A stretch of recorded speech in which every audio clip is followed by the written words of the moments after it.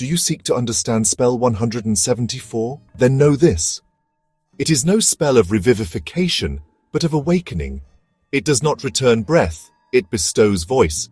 It does not summon life, it constructs intelligibility. This utterance is the hinge upon which silence turns to declaration. It is the axis by which the dead are rendered knowable, the inarticulate made consequential. The spell inscribes not in ink alone, but in the breath between gods and men, the rhythm by which the unformed becomes real. So listen to the spell for giving a mouth to the Osiris, and awaken. I have brought to you your mouth. I have brought to you your lips. I have opened for you your mouth. May you speak with your mouth in the presence of the great Ennead in Heliopolis. May you see with your eyes. May you hear with your ears. May you stand on your feet, and may your arms be before you. May your soul not be repelled from your body in the divine realm, so that it may be with the gods and be invoked at the invocation offerings of Osiris. At first glance, the spell appears anatomical or magical in function, a right to reanimate the faculties of the deceased. Yet its title signals a more profound operation, not merely to restore speech, but to bestow a mouth, that is, to inaugurate the conditions for intentional, intelligible, and ethically resonant speech in the presence of the divine. Within the Egyptian conception of death, this capacity is not incidental, it is essential. To speak is not only to communicate, it is to invoke, declare, affirm, and participate in the ritual economy of offerings, judgment, and memory. Without a mouth, the deceased cannot speak the spells, affirm their truth, or assert their identity. Without speech, there is no agency. Spell 174 is thus a metaspell, a spell that does not merely say but makes saying itself possible. It does not articulate content, but orchestrates the conditions for meaningful articulation. Its structure is therefore neither linear nor ornamental. It operates through a sequence of functional triads, tripartite systems of relation among bodily, cognitive, and cosmic elements. These triads are not metaphorical groupings, but semantic mechanisms, each governed by a distinct logical pattern that enables a particular dimension of sentient agency. Speech here is not a faculty given wholesale. It is constructed, iteratively, through the reactivation of faculties, the reordering of the body, and the embedding of the self within a field of divine intelligibility.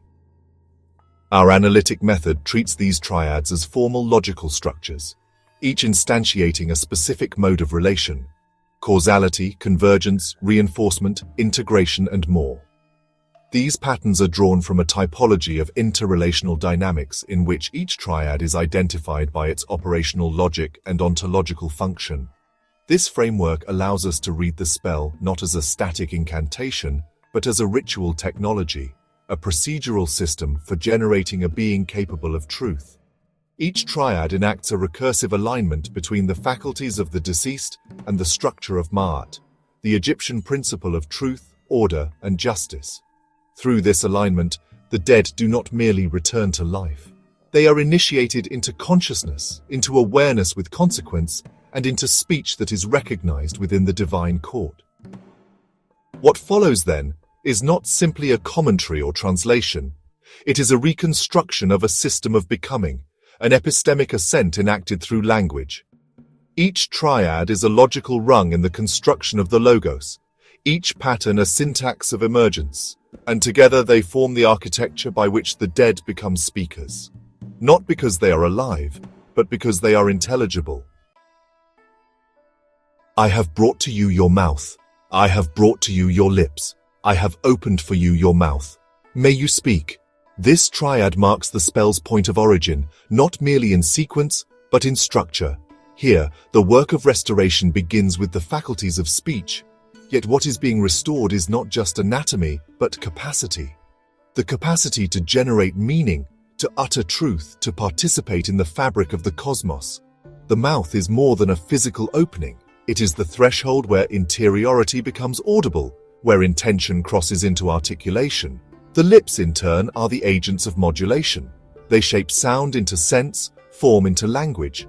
And speech in this context is not a neutral act of communication, but a sacred function. To speak in the Egyptian ritual worldview is to enact presence, to activate spells, to align oneself with the forces that govern order and rightness.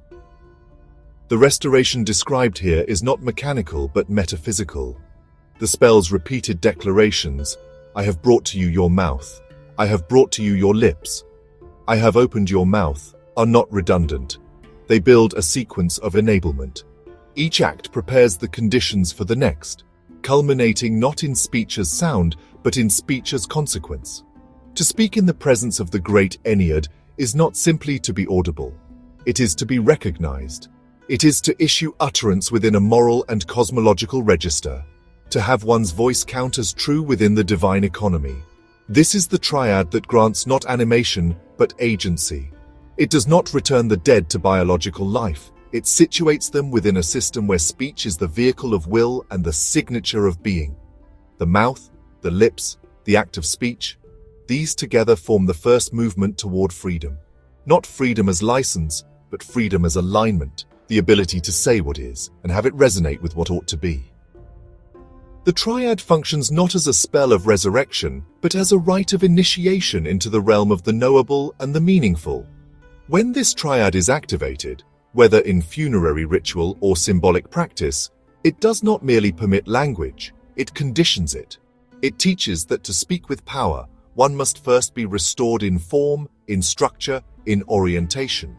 It reminds us that speech worthy of the gods must emerge not from noise or desire alone, but from the coherent confluence of intent, form, and order. This is where the spell begins, because this is where the self begins, not with life, but with voice. May you see with your eyes, may you hear with your ears. If the first triad inaugurates the possibility of meaningful speech, this second triad ensures that such speech arises from perception rightly ordered. The mouth has been opened, the lips restored, and the voice made potent. But before it can speak truth, it must know truth. Thus, the restoration continues, turning now from expression to perception, from the power to say, to the capacity to see and to hear. In the Egyptian worldview, the eyes and ears are not passive instruments, but active faculties of discernment. To see is not simply to take in light, but to recognize patterns, to apprehend ma'at in the visible world. The eyes are attuned to form, order, and divine presence. They are organs of conscious recognition. The ears, by contrast, receive what is not seen, instruction, invocation, the hidden voice of will and command. Together, they constitute the perceptual foundation by which one is able to bear witness, not only to the world, but to the truth that structures it. Yet this pair of faculties is incomplete without the field in which they operate. Unspoken but unmistakably invoked is the third element of this triad, the divine tribunal, the great Ennead in Heliopolis. It is not enough to see and hear. One must be present to something, present before something.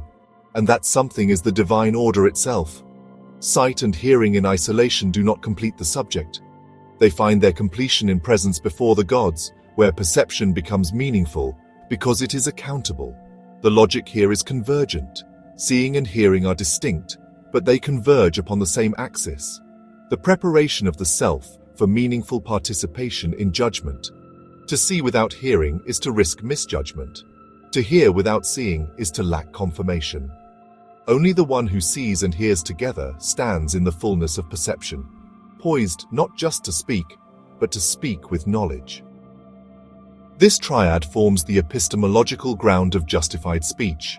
It aligns the faculties of the body with the structure of the cosmos, such that utterance becomes a response to reality, not a projection of ignorance.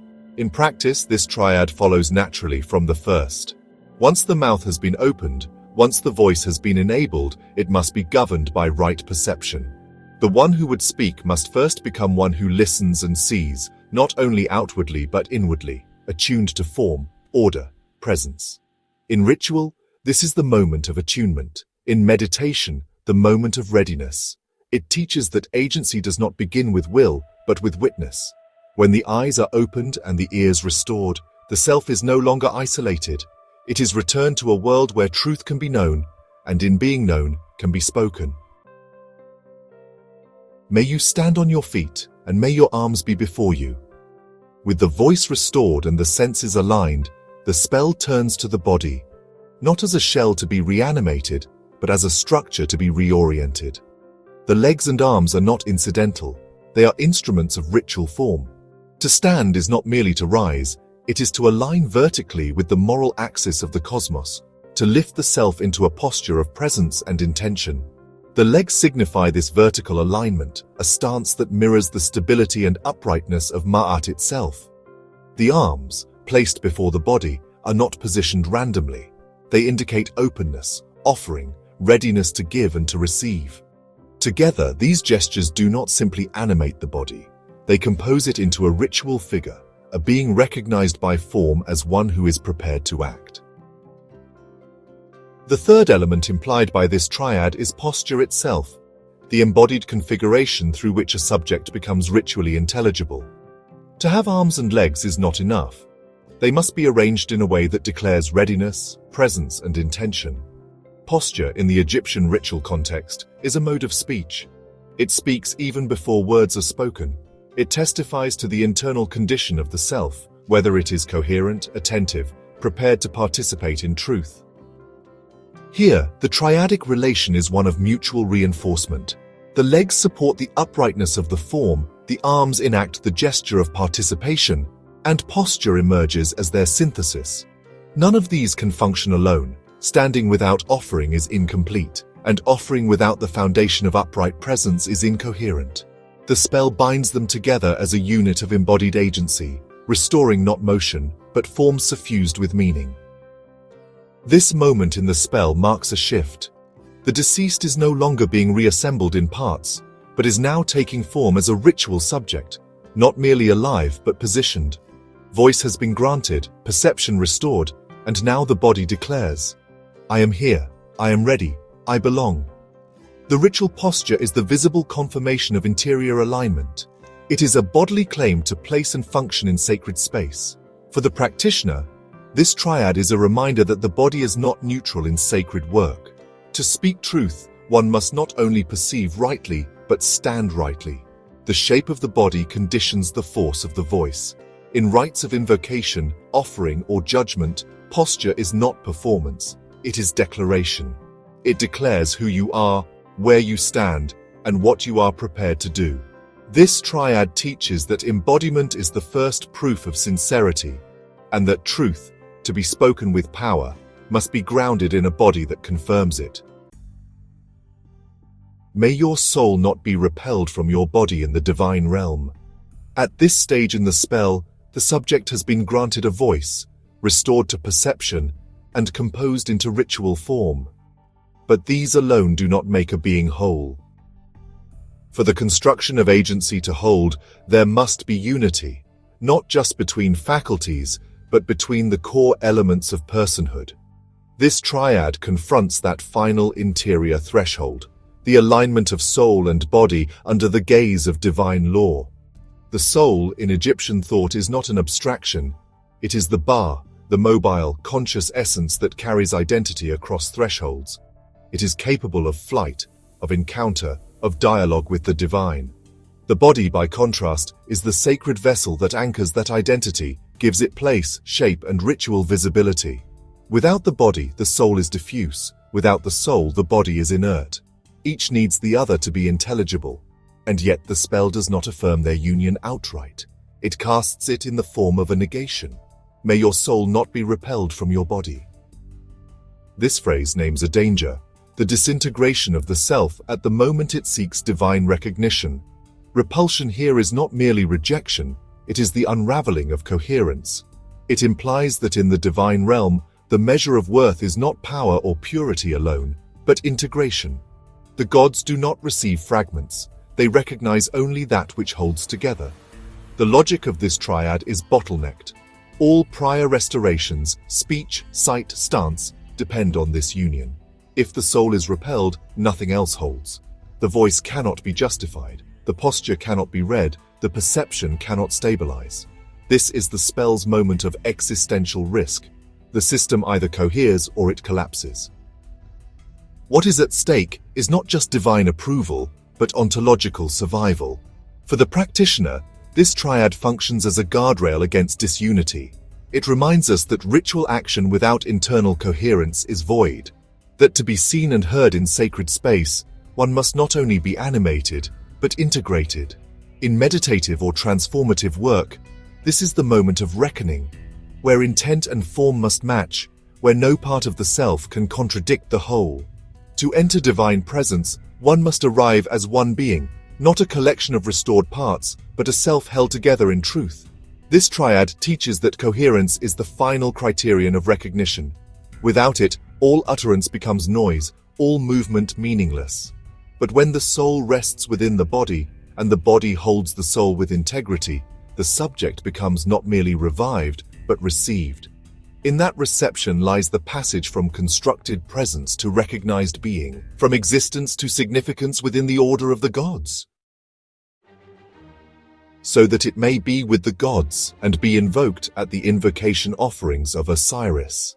With voice restored, perception aligned, posture formed, and selfhood unified, the final movement of the spell brings the constructed being into relationship, not just with the divine as witness, but with the divine as ritual community.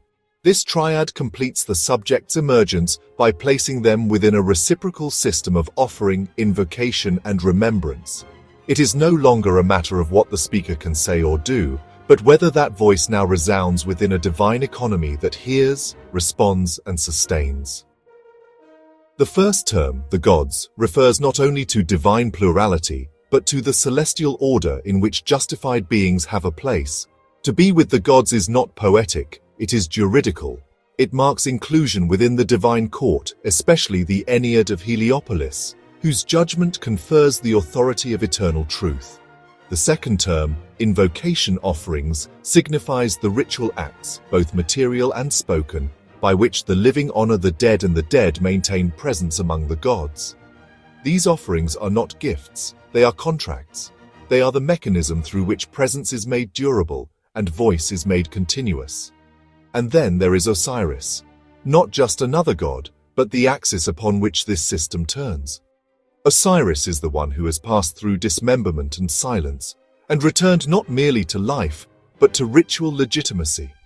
He is the prototype of the justified speaker, the dead who became divine, and thus the guarantor that the deceased, if properly aligned, may follow the same path. To be invoked at the offerings of Osiris is to be gathered into that mythic cycle, to be remembered as one who speaks truly and is heard eternally.